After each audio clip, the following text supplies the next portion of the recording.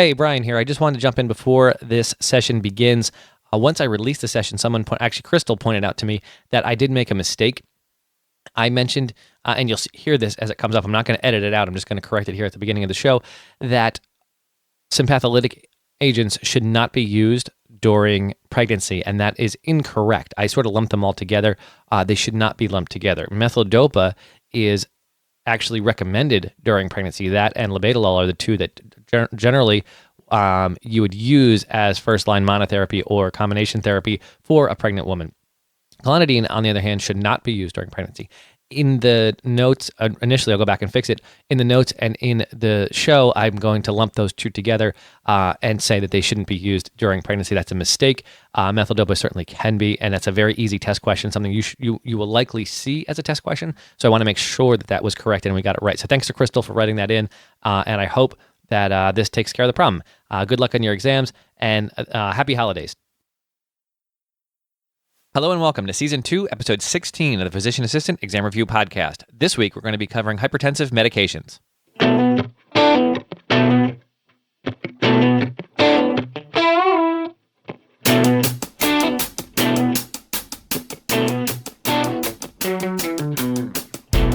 My name is Brian Wallace. I'm the host and creator here at Physician Assistant Exam Review Podcast and at the website www.physicianassistantexamreview.com. You'll find all of the notes over there. Tons of great stuff. If you sign up for the email list, you will get all kinds of information about study tips, how to proceed, good ways to go about studying and getting ready for your exam, all kinds of stuff that I've been covering and learning. I've been dumping into the email list, so you can get all of that information over there. Today, we're going to be covering hypertensive medications, which I know I've been saying are going to be coming. I've also been on a little bit of a break here from the show that I didn't tell you guys about. It happened because the Black Friday sale went actually so well that it was monopolizing all of my time, getting everything together, getting everything shipped out, emailing people, talking with people who had ordered stuff, and it really just had gone much better than I had anticipated, which is good news, but it also just slowed me down in the production of the show. And one of the issues is I really wanted to get to this episode on hypertensive medications. I really wanted to cover this stuff for you, especially since we did hypertension not too long ago, but I wanted to make sure I did it well. I didn't want to just jump into it. So I figured if I took a week or an extra 2 weeks to get it done and get it done right, in the long run, that'd be much better off for people, as the shows are out there, obviously, like forever. In the long term, it was better to take some time and get it done right rather than to rush this episode out there. And I really didn't want to push it off any further either. So so there was a little bit of break. But again, thank you all so much, and everybody who participated in the Black Friday sale. It went amazing. By this point, everybody should have everything that they ordered. All the books should be out, and it just was fantastic. I ended up actually running out of books. I didn't expect it to go as well as it did, so which is great, but it just took a little bit longer to get them out to everybody, and I'm glad and thankful for your patience with that, and I hope all that material really helps you to do better in your in school and on your exams. So anyway, without further ado, let's go. Oh, one more thing I just want to say. Congratulations to Shannon. She just passed her exam, and she had a little bit of a long road to get there. So congratulations to you. Really great job. Congratulations. But let's go ahead and get started with hypertensive medications. Which diuretic should be used in a patient with poor renal function? A loop diuretic or a thiazide diuretic? I know you don't remember this. It's okay. Which diuretic should be used in a patient with poor renal function? A loop diuretic or a thiazide diuretic? It's going to be a loop diuretic. We'll talk about it in a minute. A patient came into your office complaining of a dry, persistent cough. That should already be signaling off some things in your head. You see in their chart she just started a medicine for hypertension. What is the most likely class of medication? So she comes in complaining of a dry, persistent cough, and you see that she just started hypertensive med. What are we talking about? What's the key word here for this med? And it's going to be an ACE inhibitor. Which two classes of blood pressure medication are teratogenic? Or I guess I should phrase that. Which name two classes of blood pressure meds that can be teratogenic? And again, I don't expect you to know these just yet. We haven't covered them, but I want you to stop and think about it. ACEs are known to cause fetal issues. Angiotensin II receptor blockers have been studied in rats and sheep and been shown to cause some problems. And the assumption is that similar to ACEs, so they're frowned upon, and vasodilators can also cause problems. There's not a lot of data on pregnancy and hypertensive meds because obviously doing a controlled, randomized, blind study in pregnant women is sort of a difficult kind of frowned upon situation. So there's not a lot of great information here as far as what is actually safe. Although, as far as beta blockers go, labetalol seems to be one that people use more frequently. Even though beta blockers have their own warnings on them, that seems to be one that's kind of a first line in pregnancy. Anyway, that's not really where we need to be today. Why do ACEs cause hyperkalemia? Why do ACE inhibitors cause hyperkalemia? Because they inhibit aldosterone production. We'll get into why all that is later. What condition is contraindicated to using a beta blocker? This is one you should remember. What condition is contraindicated to using a beta blocker? And it's asthma. Okay, any discussion of medications for hypertension needs to start with the Joint National Committee on the Prevention and Detection, Evaluation, and Treatment of High Blood Pressure, or JNC. JNC 8 came out in I think it was 2014, just after I did this this session for season 1. So I got a whole bunch of emails about how things had changed, and it's difficult for me to update the podcast. So I changed stuff around in the notes. So if you ever have a question, check the notes. JNC 8 recommends using thiazide diuretics, calcium channel blockers, ACE inhibitors, or angiotensin II receptor agonists as monotherapy first line or in combination as first line treatment for hypertension. So again, what they're recommending, what the JNC 8 did more of, JNC 7 was more about guidelines as to what was hypertension. JNC 8 did more as far as what meds to use and when to use them. And again, they recommend using thiazide diuretics, calcium channel blockers, ACE inhibitors, or angiotensin II receptor agonists as first-line monotherapy or combination therapy for hypertension. And we're going to run through at this point, and I'll detail that a little bit more as we go. But let's run through each type of medication. So diuretics. Diuretics are generally the first line of treatment for patients with mild hypertension. So we're talking 140 to 149, over 90 to 99. Mild hypertension, we start with just monotherapy. Patients with mild hypertension are usually treated with a single diuretic medication. We usually start, like we said, with a thiazide diuretic. Diuretics effectively treat 50% of patients with mild to moderate hypertension and can be combined with other hypertensive medications. Thiazide. So there are a couple classes. We're going to start with thiazide diuretics. Thiazide diuretics are recommended as the first line for hypertension because they're cheap and effective. All right, so very straightforward. Yes, we could use calcium channel blockers. Yes, they say we could use angiotensin receptor 2 blockers. But thiazide diuretics tend to be first line because they're inexpensive and they work. Why do they work? Initially, they lower plasma volume. And they do this. Thiazides decrease sodium resorption at the distal convoluted tubule by inhibiting the sodium chloride transporter or exchanger. This results in a net loss of sodium and fluid. So basically, they make you dump positive sodium ions and with that, fluids. That causes an initial lower plasma volume. And some of these things always bothered me because I'm like, okay, so why does it keep working if we lower the plasma volume? I understand immediate responses to that, but then you'd think there'd be some compensatory issues and it would no longer work after a couple weeks. Well, it turns out that thiazide diuretics also give a peripheral vascular dilation. So you get a lower peripheral vascular pressure, which means the heart has to push not quite as hard, and it drops blood pressure. So that peripheral vascular dilation gives it more of a long-term effect. So we drop the overall plasma load, the volume of fluid pumping through the vessels, and then we widen them out. We dilate them a little bit, and that drops our blood pressure. And no one's exactly sure why they do that, but they do. Other effects of thiazide diuretics.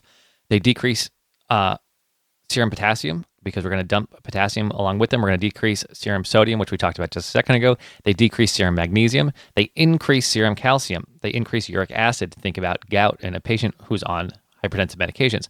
Increase glucose. So pay attention to the diabetic patients, not dramatically, but certainly something to take note of. When to use these products? Hypertension. That's what we're talking about. So hypertension is a great place to start with these. Heart failure, a kidney stone with idiopathic hypercalcemia kept coming up. Increase in calcium might cause that. Nephrogenic diabetes insipidus, again, increase in calcium. Contraindications, reasons you would not use this would be hypotension. Obviously, that's going to be for all of these today. Sulfur allergy, okay? So if a patient has a sulfur allergy, you're not going to use these. That can be important. We just mentioned that they have an increase in uric acid, so if they have gout, we're not going to want to use them. If they have renal failure, we're not going to use them. You may want to highlight that in your notes. For renal failure, we're not going to use a thiazide diuretic, right? We said before we would use a loop diuretic. The reason why I point that out isn't because I think you need to know all the details of it, but I think it's easy to write a test question on. So I think you should remember that. Do not use thiazide diuretics in renal failure. Use loop diuretics. They also cause hypokalemia. Remember, they dump potassium. Pay attention. And again, contraindications. Patients with diabetes, you're going to want to watch them. Doesn't mean it's a direct contraindication, but just pay attention because it can increase the plasma glucose. Examples of thiazide diuretics: hydrochlorothiazide is one we see a lot. HCTZ is often the abbreviation. The dose here, let me just explain. As I go through these medications, each class of med, I'm going to explain what they do. I'm going to explain why they work. I'm going to give you when to use it and when not to use it. And then I'm going to give you an example of that class. I'm going to try to give you, because everyone asks for them, I'm trying to give you some dosages on the more, let's say, normal meds, the stuff that I see in practice, the things that sort of the more standards. But I think you need to be able to recognize some of the dosages, but I don't think you need to get too hung up on them. So I'm going to mention them, the ones that I think are of value to you, just so you can kind of get used to them. You may want to head over to the website and check it out and look at the numbers, just so that you've seen them, so that they're in your head. Not a big deal, but I just want to present them to you. I don't think you have to memorize each and every one by any stretch, but I think you should be somewhat familiar with them. So anyway, we're talking about thiazide diuretics. The first one, hydrochlorothiazide, HCTZ, that's a name you should be very familiar with. The initial dose is 25 milligrams. It's 12.5 milligrams or 25 milligrams PO daily. Chlorothalidine is another one. The dose there is the same, 12.5 milligrams or 25 milligrams PO daily. So our non-thiazide diuretics are next. These have the same physiological effect as thiazides, but different chemical properties. So I'm not going to go through the whole list again of what they do. They do exactly the same thing as a thiazide diuretic does, but simply have different chemical properties. So they're called non-thiazide diuretics. And our example there is metalazone. The initial dose for adult hypertension is 1 tablet per day, which is 0.5 milligram per day. Our next diuretic is loop diuretics. Again, these are the ones we use in a patient with renal failure. I just see that as such an easy test question to write. I think you should remember it. These are powerful but very short-acting diuretics, loop diuretics. These lower the plasma volume. Why they work is they lower the plasma volume. Loop diuretics act on the descending loop of Henle, if you remember all that, inhibiting the sodium-potassium chloride transporter exchanger. This is the site where most of the sodium is reabsorbed into the body, which makes them a very powerful dumper of fluids. So these dramatically lower plasma volume, thereby dramatically lowering blood pressure. They also increase prostaglandin production, which causes a decrease in vascular resistance, okay? They increase prostaglandin production, which causes a decrease in vascular resistance. And anytime we reduce vascular resistance and relax that smooth muscle in the peripheral vascular system, we lower blood pressure. So two major effects for both of the diuretics we've talked about so far is going to be to lower plasma volume, dump fluid, and relax that smooth muscle in the peripheral vascular system. Other effects of the loop diuretics, again, these similarly cause hyperuricemia, so think gout. They decrease the serum potassium, same as our thiazide diuretics and non-thiazide diuretics. They decrease serum magnesium, and these also decrease serum calcium, so a little bit different. All right, but other than that, they have very similar, as far as test questions go, very similar profiles here to our thiazide diuretics. When are you going to use these? Situations with severe edema, because again, we're dumping lots of fluid really quickly is what these do. So acute pulmonary edema, congestive heart failure, these are going to be first line there. We're also going to use them for hyperkalemia, right? Because these are going to dump potassium quickly. So hyperkalemia, and you can also use them in acute renal failure and an anion overdose, right? Because we're going to be dumping a lot of these anions quickly. That's sort of the key to loop diuretics. They work fast, they're short term, but they work very, very well and very quickly. Side effects under this is ototoxicity. I haven't seen that a bunch in the notes, but I definitely come across it. This is reversible, but you hear about ototoxicity. The major example here is Lasix or furosemide. You guys should be very familiar with that. The initial dose for an adult is 40 milligrams BID PO. Obviously, that's not for CHF. It's going to be done IV for them, but if you're just treating hypertension, it's going to be 40 milligrams BID. Urethanic acid and bumetanide are the other two. I'm not real familiar with those, but those are the other two in this category that I come across most frequently. Next, we're going to cover the potassium-sparing diuretics. Okay, so first, we realize that the thiazides, so hydrochlorothiazide and our loop diuretics, furosemide, are going to dump potassium. Now, there are lots of situations where we don't want that to happen. And our very sick patients can't handle big swings in potassium, right? So we want to make sure that we're paying attention to potassium levels. So potassium-sparing diuretics do just that. They keep potassium in the body while lowering blood pressure and causing diuresis. Why do they work? They block the sodium exchange sites, or they are aldosterone antagonists, which prevent specific proteins from being created that are part of the sodium-potassium exchange pump. Again, I don't think for your exam in particular, I don't think you need every detail about the kidneys. I certainly wouldn't spend a ton of time on it. But I think having a little background, a little understanding helps you to remember things. So they either block the sodium exchange sites, or they are aldosterone antagonists, which prevent specific proteins from being created that are part of the sodium-potassium exchange pump. When are you going to use these? These are usually a secondary agent with another diuretic, which may lower potassium. So you use them in combination with a thiazide diuretic in order to try to balance out that potassium level. Or situations with severe edema, acute pulmonary edema, and congestive heart failure, again, because these work pretty effectively. Other effects, again, these cause hyperuricemia, so think gout and decreased magnesium. Examples, we have there are two, again, we said earlier, there are two types of potassium-sparing diuretics. You have epithelial sodium channel blockers, and you have an aldosterone antagonists. Your epithelial sodium channel blockers are going to be, amiloride is going to be one, the example that come across most frequently. And then for our aldosterone antagonist is spironolactone. You've heard of that one, I'm sure. That's going to be our aldosterone antagonist, which is going to prevent proteins from being created that make up the sodium-potassium exchange pump, thereby preventing sodium from exchanging with potassium and having potassium leave the body. Side effects here, the two that I came across were frequency, which is really any diuretic, and hyperkalemia. So you got to watch people here because we're going to be holding on to potassium. So hyperkalemia can be an issue for these patients. Calcium channel blockers are next, if your head's not spinning yet. So we finished diuretics, right? What are our four classes of diuretics? We had thiazide diuretics, we had non-thiazide diuretics, we had loop diuretics, and we have potassium-sparing diuretics. All of them but potassium-sparing diuretics dump potassium, okay? So any of those other three are dumping potassium. And what was the other important issue here? Loop diuretics can be used in people with renal failure. Thiazide diuretics do not. We don't do sulfur allergies. We don't give thiazide diuretics. All right, calcium channel blockers are next, abbreviated CCBs. JNC8 recommends calcium channel blockers to be a first-line treatment as monotherapy or in combination with thiazide-type diuretics, ACE inhibitors, or angiotensin II receptor antagonists for all patients regardless of age or race. So I'm going to read that little thing for each of these to demonstrate they can be used as monotherapy as first-line therapy. Why does it work?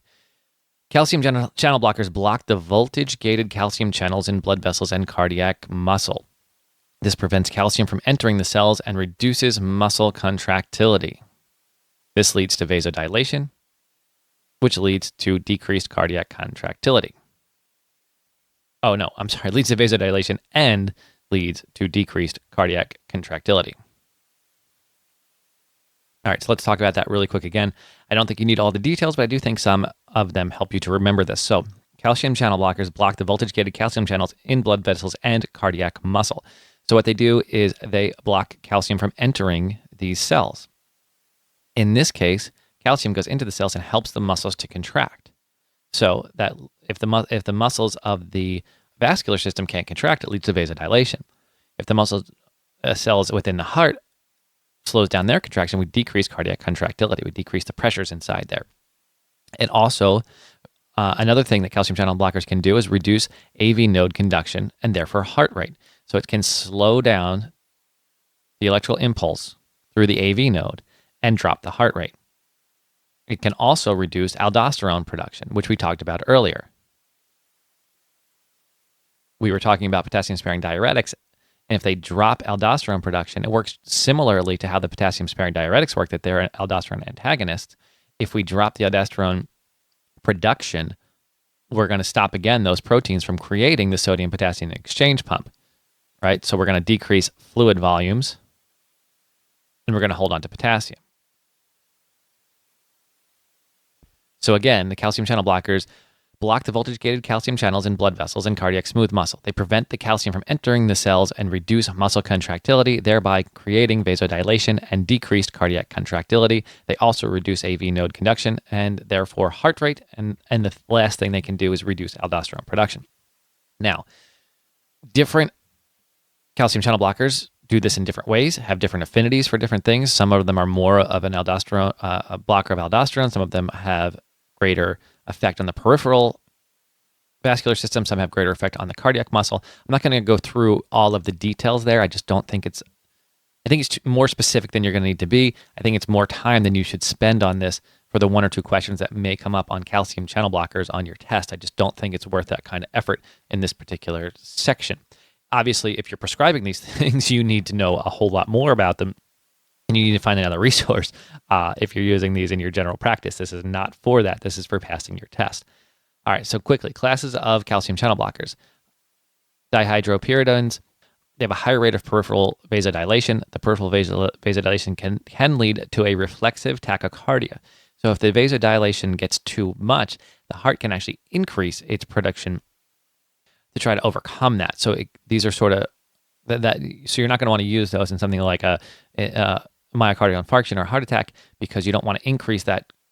You don't want to cause tachycardia in someone who's having a heart attack. So you just have to pay attention to which ones you're using, again, if you're using them in practice. And then the 9-dihydrodipyridones, these are more selective for the myocardium or the muscle tissue. When to use, again, the more selective ones you're going to use in angina. You're going to use these for hypertension. And then arrhythmias because you help break a supraventricular tachycardia or supraventricular tachyarrhythmias with slowing down the AV node. Again, I'm not going to go through the details of that in this particular discussion. Some examples are verapamil, diltiazem, amlodipine, which is less effective on cardiac tissue, nifedipine, which is less effective on cardiac tissue. But again, that's the much details I want to go into for calcium channel blockers. Side effects, headaches, peripheral edema, and bradycardia.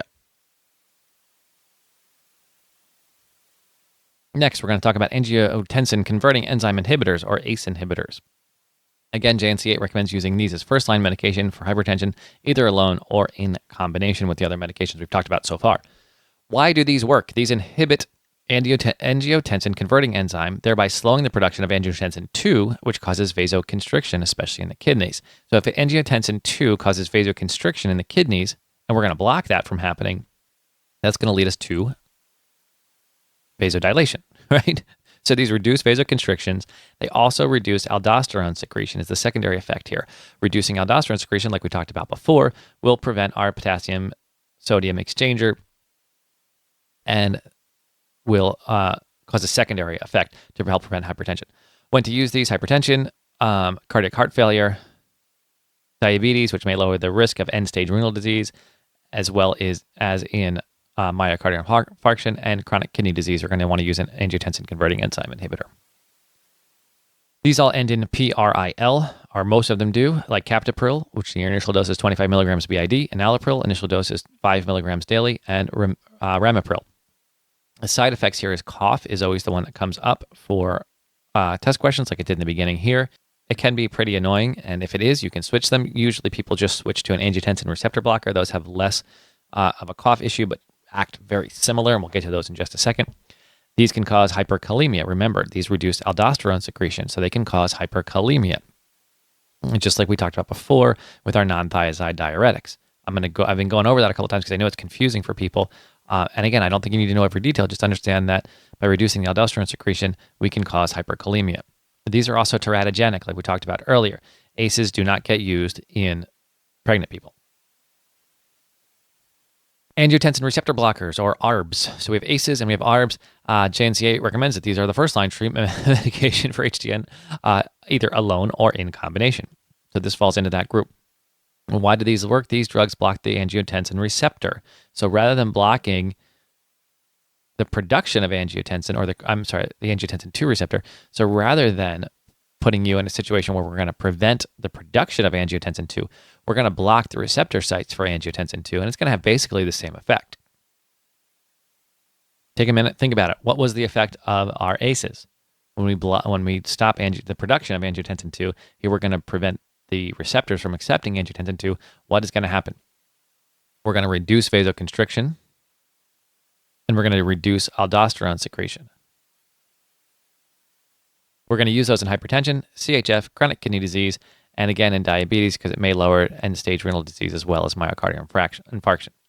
Examples are candesartan, irbesartan, and losartan. The initial dose for losartan is 50 milligrams daily. Side effects is less cough than ACEs. They do have a little bit of a cough, but if you're going to see it in a test question, it's going to probably be an ACE. These can cause hyperkalemia, and again, they're considered to be teratogenic. Next, we move into our beta receptor antagonists, or our beta blockers. You'll notice these have been left off the list by JNC8 as monotherapy and combination first-line therapy. Let me just run through what they do here. Catecholamines, so usually we're talking about epinephrine and norepinephrine, have several different receptor sites that they can bind to, causing all kinds of different effects within the body. One class of receptor is known as the beta receptors. Some of you will remember this from your physiology class. Some of you are taking it now. It doesn't need to be super complicated. This is pretty straightforward as far as what we need to know. So you have the beta receptors, which receive on the cells norepinephrine and epinephrine. They trigger certain reactions once that different receptors respond differently to these medications. To these hormones, to epinephrine and norepinephrine. And then the beta receptors are further divided up into groups beta 1 and beta 2, and then it goes on from there, but we're going to stop there. Different medications have different affinities for beta 1 or beta 2 receptors, and they'll produce slightly different results. So if norepinephrine binds to a beta 1 receptor, it causes one result in a cell. If it binds to a beta 2 receptor, it causes a different result in that same exact cell. So the same hormone can cause two different effects within a cell. So when we use certain medications, they bind differently to beta 1s or beta 2s. They have a higher affinity or a lower affinity, so we can sort of get the reactions we're looking for by tailoring that a little bit. We'll also get to alpha blockers, which again will bind to the alpha receptors on the cells, which is another group of catecholamine receptors on cells, and which again, I'm not going into the huge physiology here. You guys have all studied that and are aware of it, just a little bit to hopefully help this make some sense and help you to remember it. So why do these work? Beta blockers are drugs which compete with the catecholamines to bind to beta receptors. So they block norepinephrine and epinephrine from hitting those receptors. Once a receptor is occupied by a beta receptor antagonist, that receptor is blocked and cannot be used by the catecholamine, right? So it's in the parking spot, can't be used. This prevents sympathetic cardiac stimulation. All right, so basically what that is saying is epinephrine and norepinephrine are now blocked, right? What do they do to the heart? They increase contractility and they increase heart rate, right? So if we're going to block that, we're going to reduce heart rate and reduce cardiac contractility, easy for me to say. You're going to reduce heart rate and reduce cardiac contractility by blocking the effects of epinephrine and norepinephrine on the heart. These also decrease renin production, so they lower plasma volume, but that's kind of a secondary effect we don't often discuss in much detail. So they reduce the heart rate and they reduce cardiac contractility. When are you going to use these? You can use them in hypertension, but again, they're not first line anymore.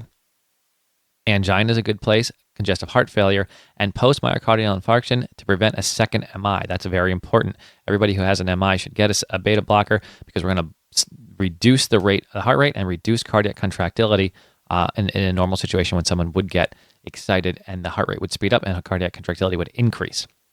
Examples here, metoprolol, which is low pressor. Initial dose of metoprolol extended release is 25 milligrams daily. That's mostly what I see people on. Carvedilol is another one. Initial dose of carvedilol extended release is 20 milligrams daily. Atenolol, propranolol, and labetalol are others options.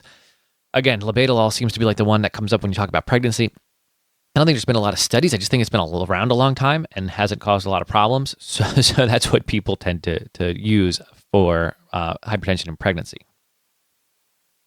Our contraindications, like I mentioned earlier, the big one's going to be asthma.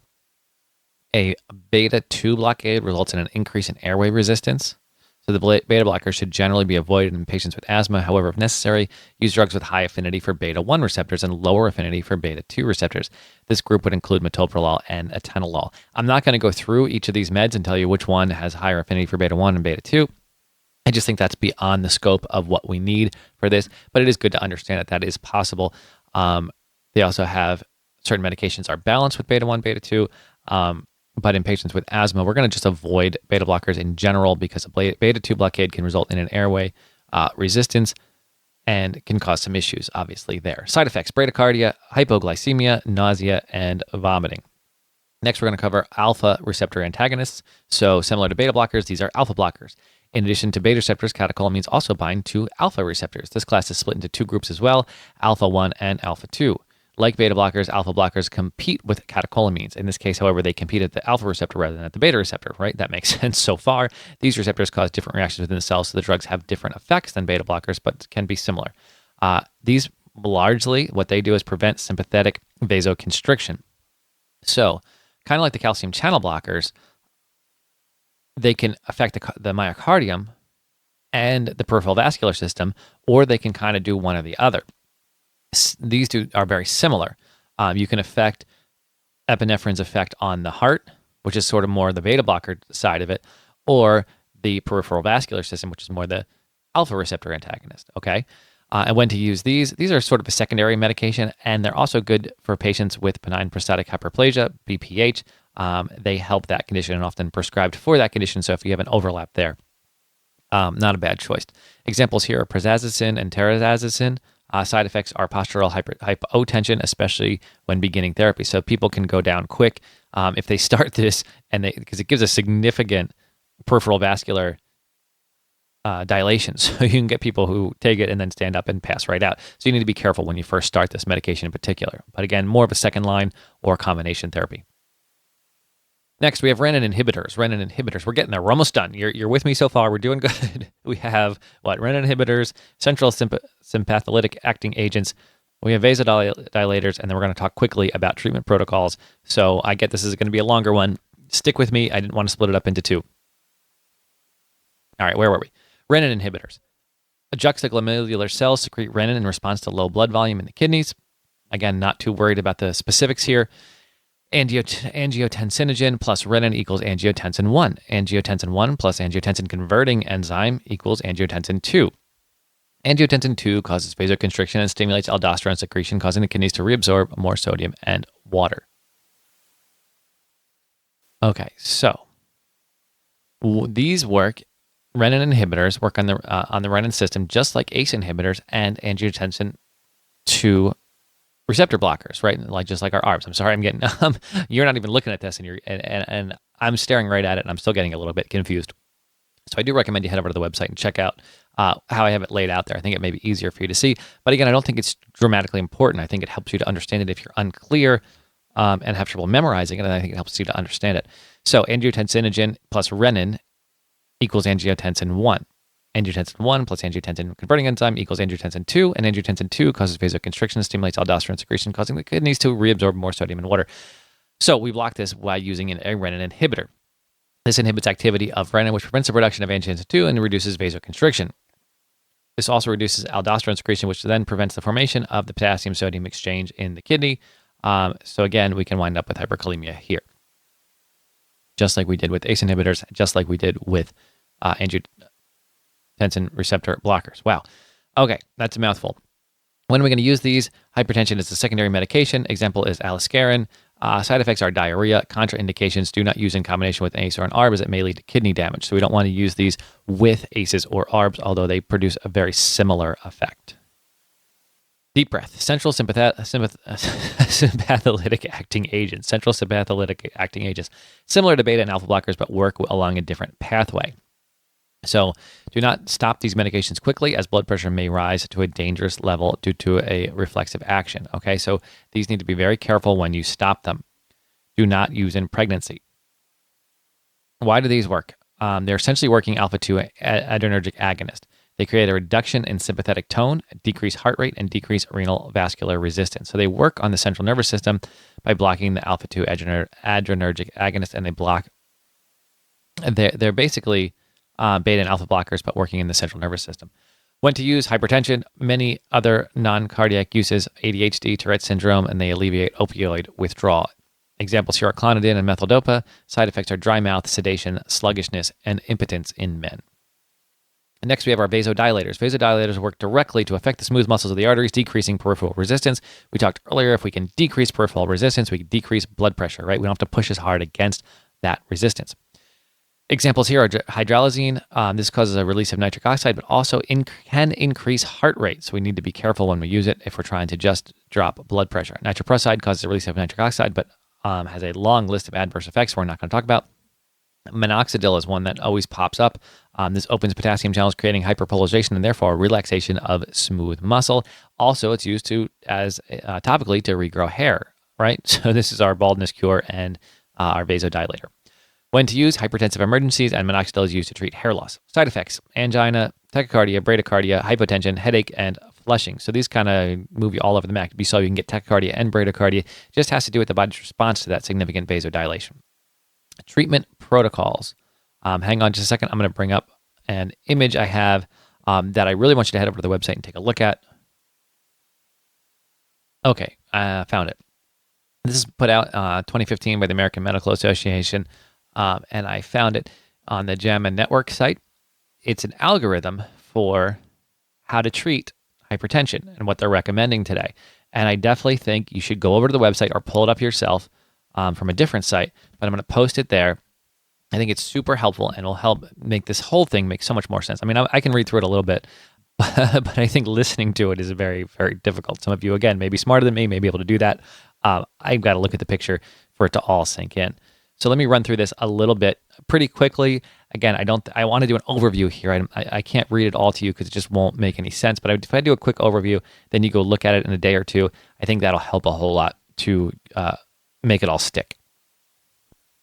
So basically at the top, they start with an adult aged greater than 18 with hypertension, implement immediate lifestyle interventions, set blood pressure goals. In the general population, meaning no diabetes or chronic kidney disease, if the patient is less than 60, if the patient is greater than 60, blood pressure goals are going to be less than 150 over 90. If the patient's older than 60, it's going to be less than 140 over 90. If they are non-black, the initial treatment is going to be initiate a thiazide type diuretic or an ACE or an ARB or a calcium channel blocker alone or in combination. If they are black, it's going to be initiate thiazide type diuretic or calcium channel blocker alone or in combination. If they've got diabetes or chronic kidney disease, let's start with diabetes. Blood pressure goal is less than 140 over 90, but then again, the treatment is basically the same. It's just that goal that changes a little bit. It's going to be for non-blacks, initiate a thiazide type diuretic, ACE, ARB, or calcium channel blocker, and if they are African American, thiazide diuretic or calcium channel blocker. For any age, if they've got chronic kidney disease, the blood pressure goal is going to be 140 over 90, same as diabetes, but we're going to want to initiate an ACE or an ARB alone or in combination with other drug class, regardless of their ethnicity. So basically what that's saying is if you're over 60, your blood pressure goal is going to be less than 150 over 90. If you're under 60, no matter what, if you've got no issues, if you've got diabetes, if you've got if you've got chronic kidney disease, you're going to be under 140 over 90. And then it really breaks into, if you have chronic kidney disease, you're going to start with an ACE or an ARB. If you have any other condition and you're not African American, you're going to start with a thiazide diuretic, an ACE inhibitor, ARB, or calcium channel blocker. And if you are African American, you're going to do a thiazide diuretic or calcium channel blocker. So you're not going to do an ACE or an ARB. That's really your major differences here to begin with. And then they say you're going to want to titrate. You're going to do titration strategy. So you're going to maximize the first medication before adding a second, add a second medication before reaching maximum dose of the first medication, or start with two medication classes separately or as fixed combinations. And then the algorithm goes on to talk about what to do if those don't work and when to add different medications. I'm not going to get that far into it. I think this has gone on long enough for today. I've given you enough information. The diagram is available on the website, or you can go check it out. I'm sure on the American Heart Association or American Medical Association's website. Check it out there. It's really very helpful. But again, I just want you to understand, if you're under 60 and the goals are 140 over 190, and if you're over 60, it's 150 over 90. And other than that, if you've got diabetes or chronic kidney disease, it's under 140 over 90 is our goals, and then the different medications we're going to use to start that off.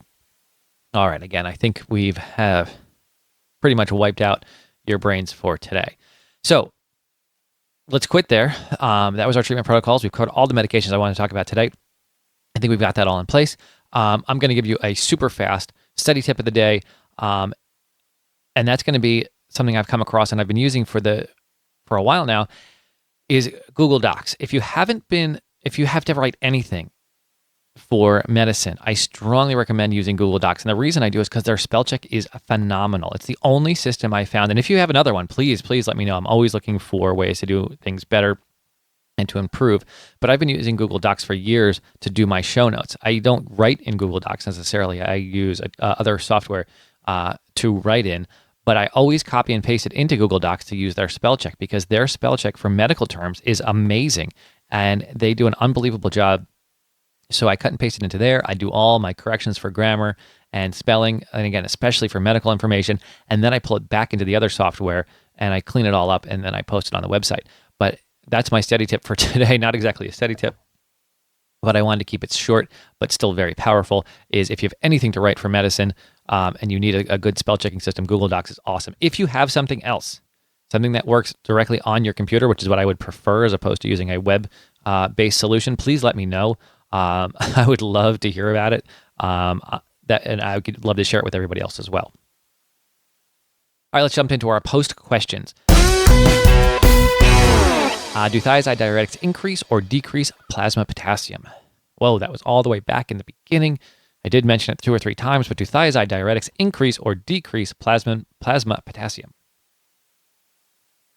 Decrease. Vasodilators are typically reserved for what conditions? Vasodilators are typically reserved for what conditions? I didn't hit on this too hard, but certainly something that you should know. Hypertensive emergencies. What medication should all patients be on after a heart attack? Beta blockers. Which class of hypertensive medications slow conduction through the AV node and thereby slow heart rate? Which class of hypertension meds slow conduction through the AV node and thereby slow heart rate? Calcium channel blockers. All right, well, if you stuck with me all the way to the end, congratulations. You've done amazing to stay focused for this long. It's a lot of information. Definitely, I recommend going back through it, listening to the show at least one more time. I think it's very helpful to cover this stuff multiple times. Let it sink into your brain slowly. Don't expect to pick it all up on the first time through, but go through it multiple times. I think that's probably the best strategy you can have. It's just to keep making these words make more sense to you, slowly sink them into your brain, not expect all of the terms and terminology to sink into your brain on the first pass. I know this isn't your first pass through these things, certainly, but I think the more times you can touch them, the better that they sink in and the better you understand them. So I'm going to wrap it up. This show's obviously gone longer than our typical, but I did not want to break this up into 2 sessions. I wanted to keep it at 1. So thank you for sticking with me. Congratulations for that amazing feat. And good luck to everybody taking their test in the next 2 weeks. I will talk to you and we'll continue with cardiology in the next session. So until then, take care and good luck.